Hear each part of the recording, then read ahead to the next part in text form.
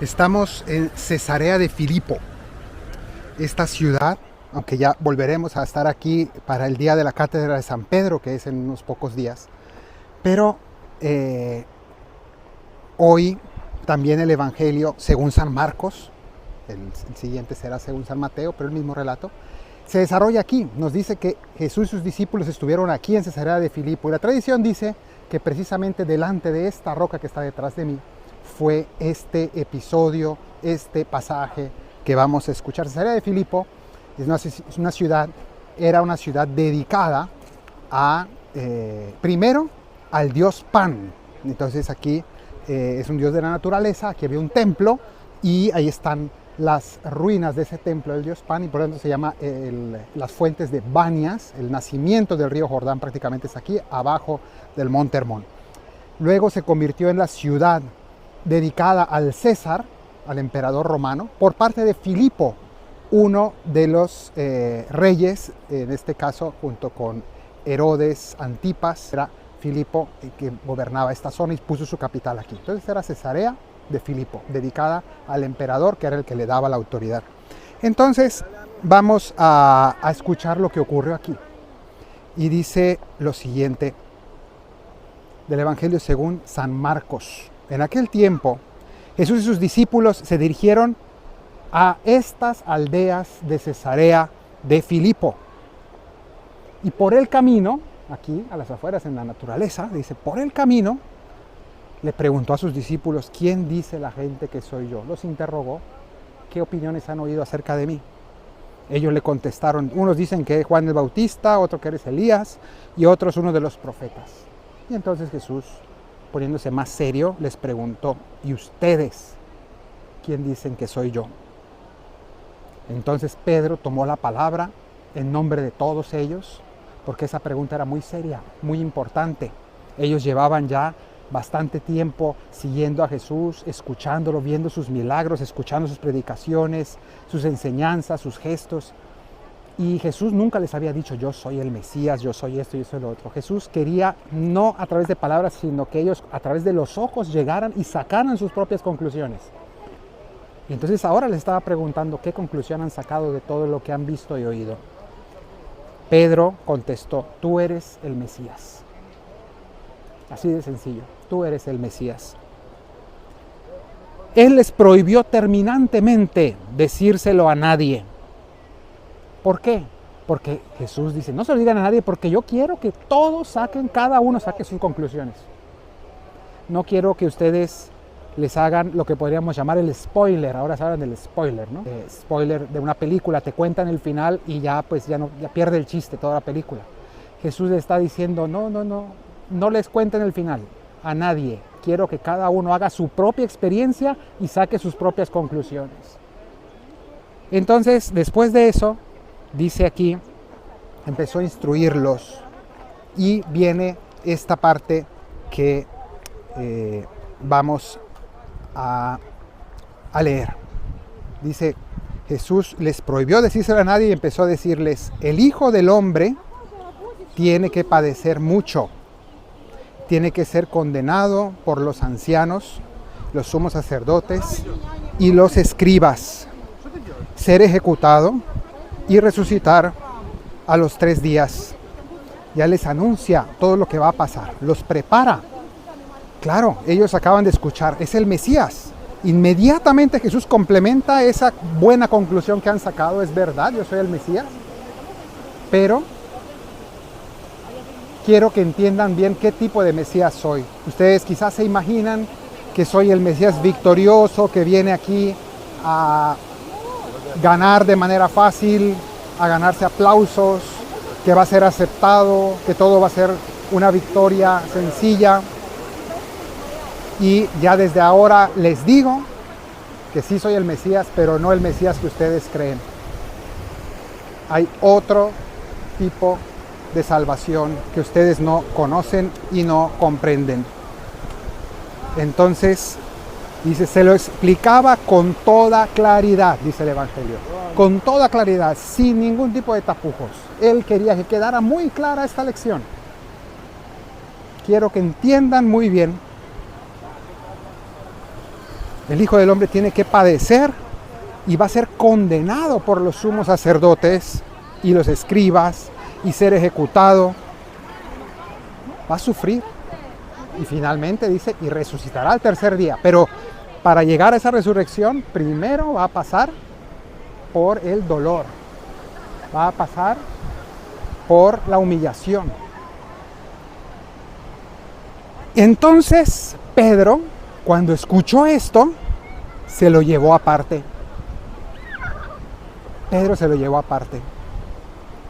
Aquí Marcos no nos cuenta lo que nos cuenta San Mateo, que fue allí donde Jesús antes de esta enseñanza le dijo a Pedro, tú eres Pedro y sobre esta piedra edificaré mi iglesia. Ya lo explicaremos el día de la cátedra de San Pedro, el 22 de febrero. Pero en este caso, aquí Pedro inmediatamente nos dice que se asustó cuando escuchó esas palabras de Jesús que le parecieron tan raras, tan extrañas, y como que dijo, oye, a ver, ya entendí que eres el Mesías, pero como que esto que estás diciendo está muy raro. Eso sí que no lo puedo aceptar. Y entonces le dice, se llevó aparte a Jesús, como diciendo, a ver, ven aquí, tranquilízate, que creo que el clima no te está sentando muy bien. Y se puso a increparlo. O podemos traducir esta palabra, que en realidad usa la misma palabra que antes, dice que Jesús se puso a instruirlos, a enseñarles. Y aquí dice también, el Pedro se puso a instruirlo, más que increparlo, la traducción sería, también Pedro quiso instruirlo. A ver, maestro, vente, serás muy maestro, pero hoy yo te voy a enseñar. Hoy yo te voy a explicar. Hoy me tienes que escuchar. Imagínense qué actitud, sí, bien intencionada, no cabe duda, que nacía del amor, del cariño y del respeto a Jesús, pero realmente no sabía lo que estaba haciendo. Pedro estaba desvariando. Querer enseñarle al maestro. No. Entonces se puso a enseñar, a instruir a Jesús, o como dice aquí, a increparlo. Jesús se volvió y de cara a los discípulos, fíjense la descripción tan detallada que hace. Pedro se lo lleva aparte, un poquito como para que no pase vergüenza a Jesús, ¿no? Porque lo van a corregir. Vente que yo te voy a corregir la plana, le dice Pedro, pero aquí en privado, ¿no? Porque obviamente pues tú eres el maestro y no quiero que me oigan los otros discípulos que están igualmente confundidos al oír esas palabras. Y entonces se lo lleva aparte a Jesús, empieza a querer enseñarle, y entonces Jesús dice aquí que se volvió, o sea, se dio la vuelta hacia los otros discípulos, y de cara a los discípulos y en voz alta y voz fuerte, entonces increpó a Pedro. Ahora sí, ya la increpación se regresa, el ping pong. Aquí Pedro quiso enseñarlo y ahora el maestro va a ser de maestro. ¿Y qué le dice? Esta traducción, que es una traducción tradicional, que es la que más hemos oído, le dice, quítate de mi vista, Satanás. Pero en realidad no le dijo esto. La palabra en griego que le dice, detrás de mí, Satanás. Detrás de mí, no dice aléjate de mí o aléjate, Satanás. No, le dice detrás de mí, Satanás. ¿Qué quiere decir detrás de mí?